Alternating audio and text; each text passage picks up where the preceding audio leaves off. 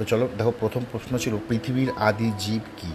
তো পৃথিবীর আদি জীব হলো আমার ব্যাকটেরিয়া। ওকে, নিচের কোনটি খালি চোখে দেখা যায়? এখানে অপশান ছিল ব্যাঙের ছাতা, অ্যামিবা, ব্যাকটেরিয়া ইস্ট। এটা হবে ব্যাঙের ছাতা।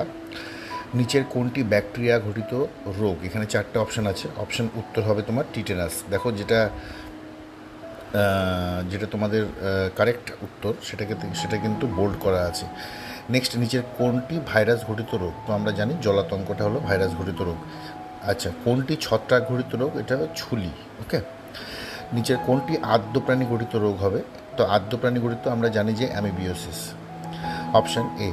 আচ্ছা, কোন রোগের অণুজীব রক্ত সঞ্চালনের মাধ্যমে আমাদের দেহে প্রবেশ করে? ঠিক আছে, এটা কিন্তু ম্যালেরিয়া হবে। ওকে, হেপাটাইটিস কিন্তু হবে না। অ্যান্টিবায়োটিক দ্বারা প্রতিরোধ করা যায় কি হবে? ব্যাকটেরিয়া। ছত্রাকের দেহের গঠনগত একককে কি বলা হয়? হাইফি বলা হয়। আচ্ছা, নিচের কোন পদ্ধতিতে দুধ সংরক্ষণ করা হয়? চারটে অপশন আছে, দেখো উত্তর হবে পাস্তুরাইজেশন। খুব ইম্পর্টেন্ট প্রশ্ন এটা। ব্যাকটেরিয়া ঘটিত রোগ নয় কোনটি? সেটা হচ্ছে স্লিপিং সিকনেস।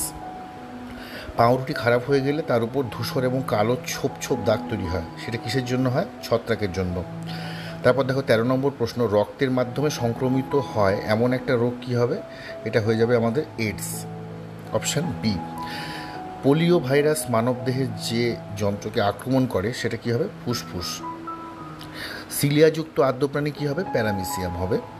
আচ্ছা, আরএনএ যুক্ত একটা প্রাণী ভাইরাস কী হবে? ইনফ্লুয়েঞ্জা। নিচের কোনটি আদ্য প্রাণী? দেখো প্লাজমোডিয়াম হচ্ছে আমরা জানি একটা আদ্য প্রাণী। নিচের কোনটি ব্যাকটেরিয়া? ভিব্রিও কলোরি, আমরা জানি যে ভিব্রিও, এটা হচ্ছে আমাদের একটা ব্যাকটেরিয়া। যক্ষা রোগের জীবাণু সবচেয়ে বেশি আক্রমণ করে কোথায়? ফুসফুসে। একটা ক্ষতিকারক ছত্রাক, সেটা হবে তোমার পাক্সিনিয়া। রাইজোবিয়াম বসবাস করে কোথায়? মটর গাছের মূলে বসবাস করে। আচ্ছা, অ্যালকোহলকে ভিনিগারে রূপান্তরিত করে কে? ব্যাকটেরিয়া। নেক্সট 23 নম্বর দেখো, নাইট্রিফিকেশনে অংশগ্রহণকারী ব্যাকটেরিয়াটি কী হবে?